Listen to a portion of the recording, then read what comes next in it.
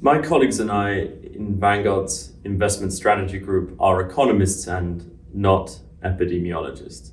Nonetheless, it's important for us to have an opinion on a topic that may change the trajectory of economies and markets.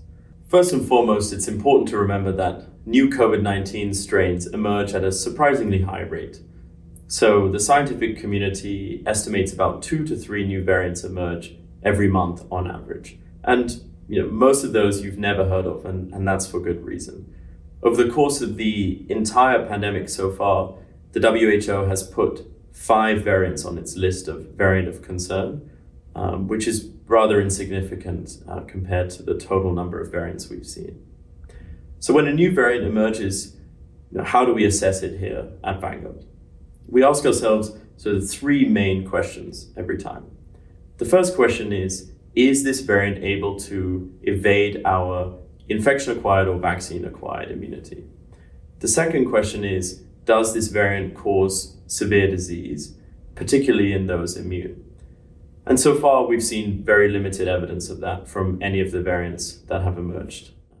The third question is, can this variant outcompete the current dominant variant? If it cannot, the variant becomes insignificant over time.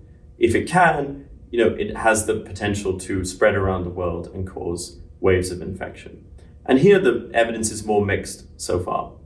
In assessing the impact of COVID-19 on the economy, we've made some key observations which help inform our economic outlook. The first observation is that successive waves of COVID-19 have become less and less deadly over time.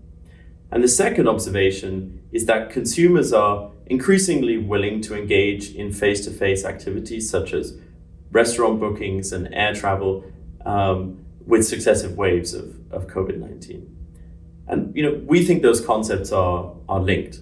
We think that with declining morbidity of COVID-19, we will see consumers more and more willing to engage in face-to-face activities despite cases of COVID-19 being present.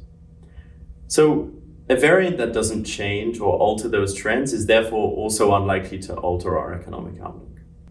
So COVID-19 won't disrupt our lives forever, but it still has the ability to alter global economic trajectories. Vanguard is here to help you make sense of it all.